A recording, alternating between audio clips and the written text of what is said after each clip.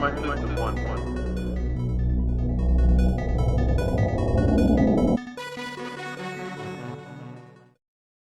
Alright, this is Timespinner. This is a Metroidvania game. Let's go ahead and just hit continue here.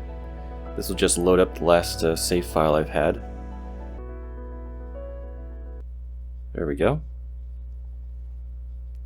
Alright, so I'm going to go ahead and take this warp here.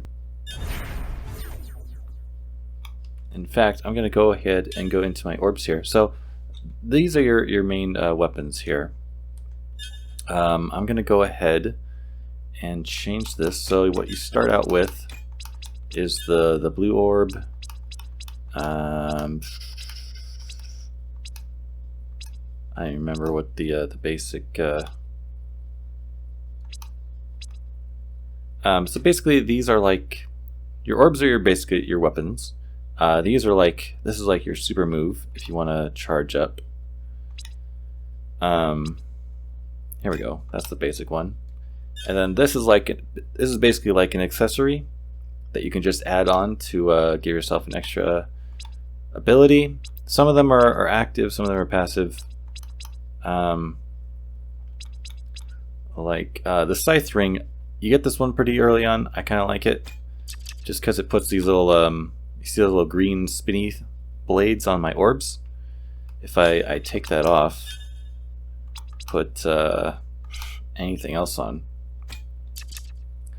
So you know the blades are gone from my orbs, but I got the shield around me now because it's going to reduce the damage that I take. So these are neat. Melee attacks. Let's just go ahead and take that off, just so I don't have any extra effects. So as you can see here, the controls are pretty basic. You've got you're moving left and right. Your character does not instantly turn around, or you can shuffle around like that, I guess. This is very much like Castlevania, Symphony of the Night, I should say, in the fact that you got your L1 will do a back step, which is really, I found this only helpful in the beginning of the game. And you can grab ledges, which I really like. I just like that extra effect. I know it's in like Metroid Zero Mission, where you can just grab the ledge if you just can barely make the jump. I just really like that. These are save points. They will restore your health and magic or energy. I'm not sure what they call that. Aura, I guess I could call it.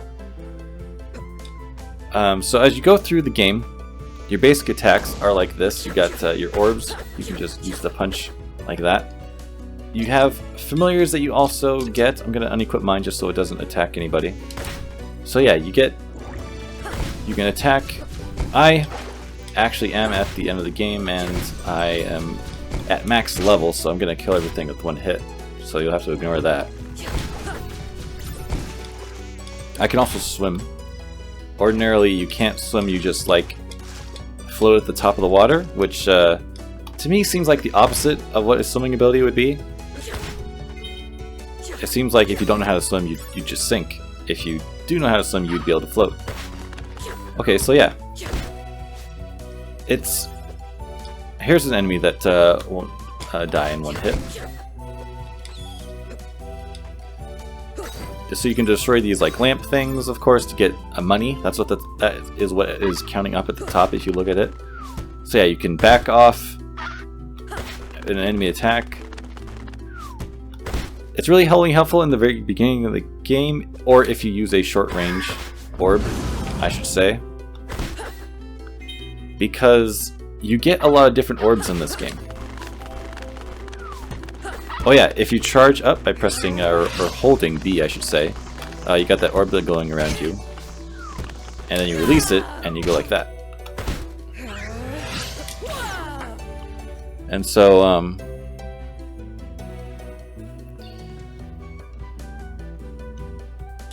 as you go through the game, you can collect the money, of course, which is used to get items and equipment and stuff. The orbs are interesting because you can even mix and match. You don't even have to have the same two orbs. Whenever you get a new orb, you automatically get two, so you can equip two of the same if you want. or you can, you know, have 2 different orbs. Now, a lot of the orbs do have this kind of short range to them, but not all of them. If you saw my earlier setup, I had plasma orbs on. These are ranged. In fact, they're so ranged, I kind of just focused on leveling them up. And yeah, you do have experience points to level all your orbs. As you can see, these are orb level 115. I don't know if there is a max cap on the level for orbs, but the character level does max out at 100. As you can see, I have the next experience points is at 0. My map does say 99%, but I do have everything. If you go into the journal, you can see feats. These are like these are tied to a lot of the achievements. All feats accomplished. So let's see. I'm pretty sure there's a map one in here. Getting all the orbs, fighting all the enemies, explore. Yeah, discovered 100% of the map. The reason I don't have 100% of the map on this menu screen here is because this game has New Game Plus. So you can start over with just your orbs and equipment. Yeah, I believe it's all your equipment and orbs and familiars. You keep all these things. Maybe even, I don't know if you start with keeping of your items, but your orbs and equipment are like your main things. So just keeping all of those makes New Game Plus like super easy. So you can beat the game. The game has multiple difficulties. It has like a story mode difficulty for people who don't even want to really challenge. You just want to, you know, run through the game. But yeah, when I got these plasma orbs, it's kind of like I can just stand back and fire, so this dodge ability became less relevant. But for a lot of the game, I was using the blade orbs. These were kind of my favorite. And and the scythe ring. So I was walking around like this. Actually, I wasn't using those. I was using the hammer one. Iron orbs. Oh yeah, it keeps recent ones at the top there. Yeah. So I was using these. And if I have those blades on my orbs, they do a little bit of damage. If an enemy comes up against you, they'll take some damage. Or, as I'm walking by these torches, it'll just break them for me. So if I wanted to, I could just walk by or even run by some of these orbs. Now, as you can see, the blades do not protect me. The blades on my orbs do not protect me from everything. But they can do a little bit of damage. And of course, these are warp points, so you can go to different points on the map.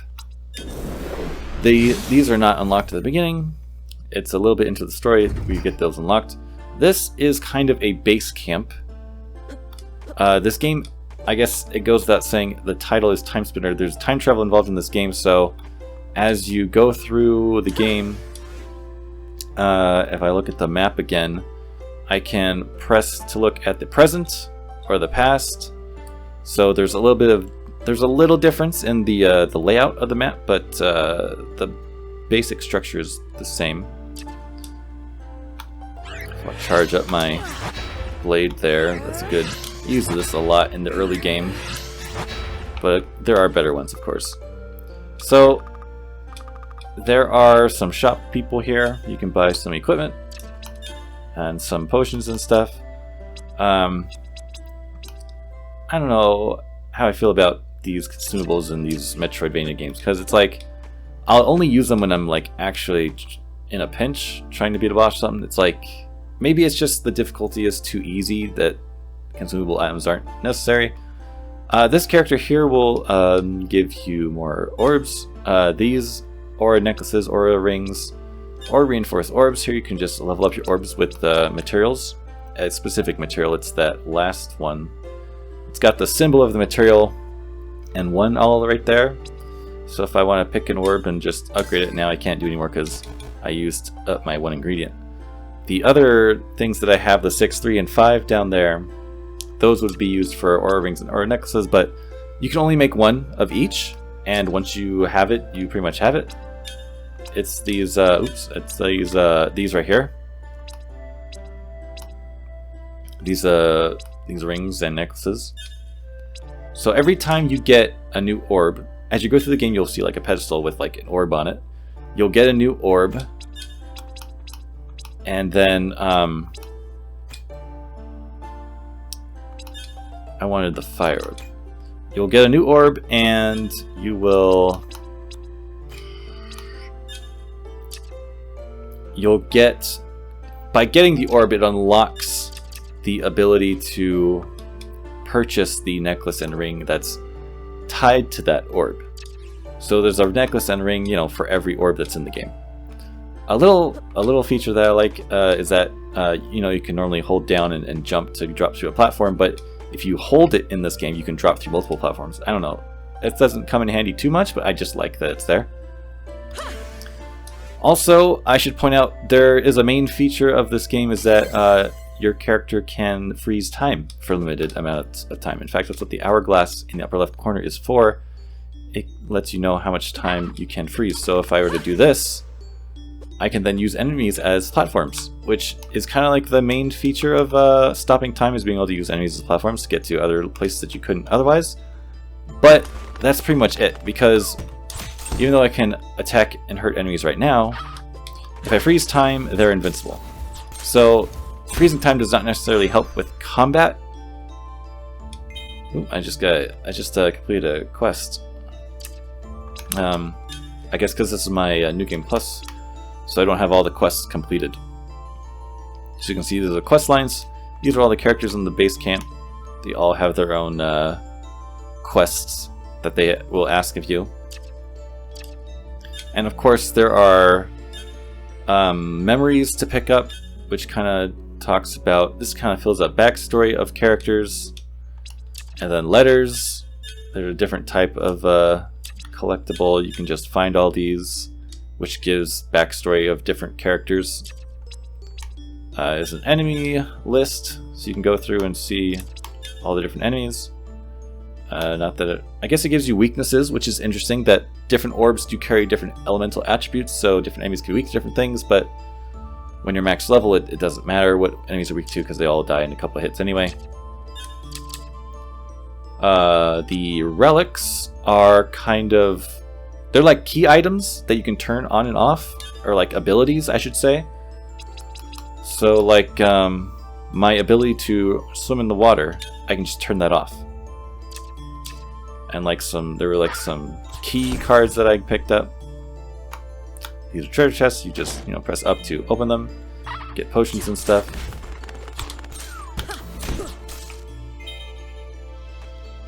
And then yeah, these items, a lot of these items can be just used for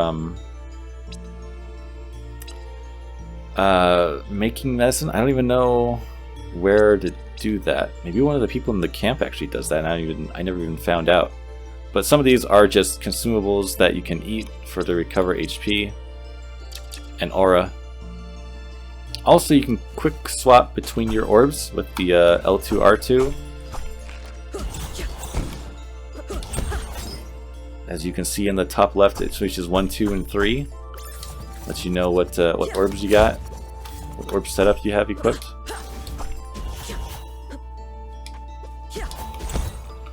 So yeah, something I got to this point in the game is like, I can't make that jump. There's no way. And I just completely forgot about freezing time. It's very easy to forget you can freeze time because it's only useful for platforming in where you can't otherwise reach a spot. So I guess I'm just saying it's very underutilized, the time freeze ability. Let's see what else. So the familiars, you don't start off with any familiar, but you eventually get this one. This is the only familiar that really matters. It also has a color swap on it. If I take this off, there we go. He's his normal green. This is the only familiar that will actually talk to you. You do get other familiars that you can find in spots in remote places on the map. They just do various different kinds of attacks. I don't know, one of them, this sprite, will actually heal you every once in a while, so it will also do attacks and then heal you. So it's probably the one I use the most by far, just because, you know, it helps with bosses to, or even just out wandering through the map. If you need to heal, oh, I guess I just put another quest. If you need to heal, then it'll just, you know, heal you every once in a while. I don't even know if it was really that helpful. I just kind of decided I wanted to use it a lot. So I don't really know how effective it was. Maybe healing items would have been better. But let's see. Did I turn off my swimming ability? I did. So now you can see I just float. Alright, so besides that, we also have, there's a lot of good options in here. Player settings, you can change buttons, vibration, toggle character. Oh yeah. Supposedly the familiar can be controlled by player 2. I have not tested this out. I don't know how I would test it out. I would need another controller. Keyboard is not going to work separately from my controller that I'm using right now. Anyway, there's a lot of good menu settings. Control, change the button layout. Audio options are good. Voice volume is just like the main character makes noises when she attacks. There's no voice acting, like no spoken lines in the game. There's a lot of good screen sizes. You can do full screen or, you know, bordered. You can turn off that frame on the sides of the screen. I just played with it on. It just kind of gives me like a Super Nintendo feel, I guess, the graphic quality. Change button style. I like this. I wish more games had this, where you can rename the buttons to look like an Xbox game, PlayStation game, or just, you know, even a Nintendo game. Just because the buttons are just laid out differently, depending on what you're used to. Controller buttons for the keyboard, or, you know, a controller. Credits, passwords. So passwords is interesting. I think there's only like 2 passwords in the game. One of them, which I did use, is actually, I think there are passwords to like make you invincible and stuff, but the only one password I used was one of these familiars. I guess 2 of them are obtained through random drop in an end game optional dungeon area, and I went through it enough times that I got to max level and I didn't get the familiar to drop. So I was like, I'm just going to use the password at this point, because going through it over and over again is just going to be, it's not going to benefit my character at all. It's really just wasting my time trying to get a random drop to get the last achievement. So I decided I was just going to use the password to go ahead and give me that last couple of familiars.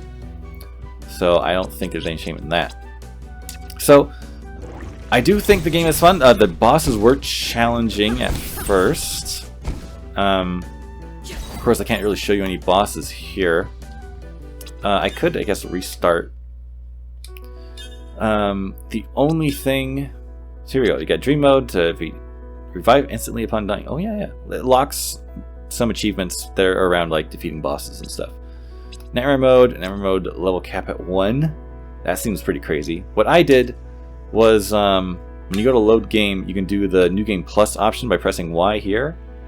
And it'll keep it on this save file. Like, you can't start a New Game Plus on a different save file. You gotta go with what you got.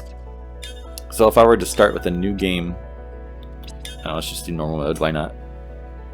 The story of this game is interesting in that it revolves around this group, or tribe, I guess you could say, that has this device that lets them travel through time.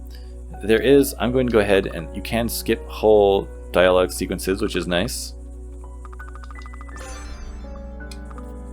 Here's my blue orb.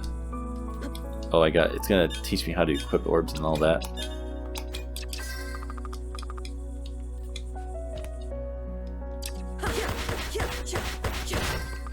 There we go. So here's the Aura Blast. Oh, I gotta equip it, teaching me how to do all this. Charging up. So the story is that, this group of people, they have this time device, time portal, and they only use it to protect their tribe. I guess they like to stay secret. They don't really welcome outsiders. In fact, this is... The village starts off by getting attacked. There is some language in this game, as you just saw. And so what happens is you go back in time, because your goal is to save your village that just got invaded. And so as you go through the game, kind of figure out where you are.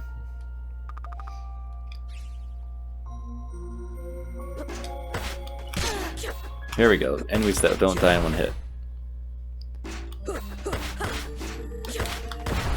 You can move, of course, when you're attacking. If you're on the ground, you cannot move when you throw the orb out, so moving in the air and attacking is often optimal.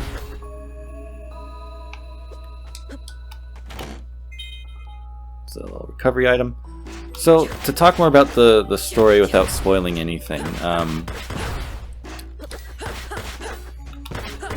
there is this thing about the time travel where if you go through the portal, you no longer exist, and the purpose of that is so that there's no time paradox. You can never meet yourself in another time. However, this tribe with this time portal, I'm not sure why. I guess I don't know why they are wanted. Why anyone would care to go attack them, other than the fact that they have a time portal.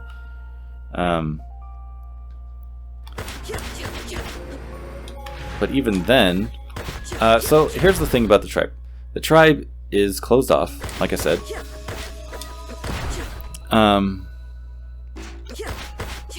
Now, okay, let me back up a bit. This game features a lot of characters that are gay or lesbian. In fact, I don't think there's any heterosexual relationship that's demonstrated in a positive light in this game. But, in fact, the village itself is filled with a lot of bisexual people, and even the main character herself, there's a side... If you complete all the quests, all the side quests with the camp people, they'll have a discussion, a bit talk about what her village is like, and how like a lot of them are gay, and in fact a lot of the people in her village are even bisexual, and how they're not polygamists, but because they don't really have marriage too much, so they just kind of all sleep around with each other. And they have this thing where they send their women out of the village to cities just to get pregnant, because they don't want to deal with too much inbreeding or anything with their village, because they're so closed off. And so I don't know if that's kind of...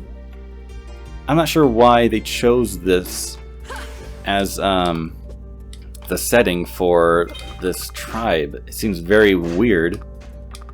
I don't think it really has much to do with the plot. It's just kind of a weird thing that they threw in, that the game has these kind of weird relationships. As you can see, I'm stopping time there so that the platform doesn't fall, and that's kind of the only place where they use the time stop for that purpose. Oh yeah, here's a secret wall. So I really like the gameplay. The game is really fun to play. I did not really like much of the characters. The main character, she's not even really too likable. She basically... It's not even so much about saving her village. She kind of goes on a revenge path. She just kind of wants to take out the people who are who invade their village.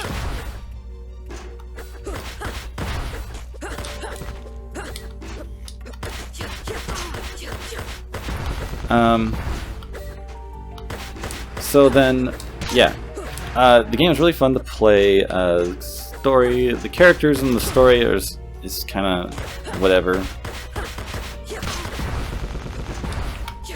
guess if you're looking for gay representation, there's plenty of that in this game.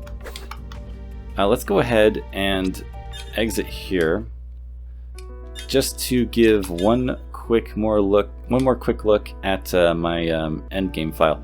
So, something about this game is part of the abilities you get is a double jump, which is nice. At the very end of the game, again, the time freeze is very underutilized. One of the abilities you get, in fact, at the end of the game is basically an infinite jump. So you can, well, actually, one of the nice things you get is a run. Let's see, yeah, you just you get a run button, so you can just like hold the button down and it'll just move forward. You don't have to hold left or right. Something else you get is basically an infinite flying jump. You can just do this forever. This is at the very end of the game. In fact, this is after you beat the game, you get this. There's more to explore after you beat the game. There's like a new map area you can go to where you get this. And so if you're missing any of the collectibles, I remember there's some portions of the map where there are collectibles to be found, or power-ups I should say, part of your completionist quest, and you can't reach them. You can try very hard to do the time freeze and jump on enemies to reach them, or you can just wait until you get to the end of the game and use this to get to them. So I just want to let you know that this exists, so you don't kill yourself trying to get all this stuff before you beat the game. So yeah, that is pretty much the end of the review. If you have any questions, let me know in the comments below. I can answer anything about the game. I got all the achievements, and thanks for watching, and I'll see you next time.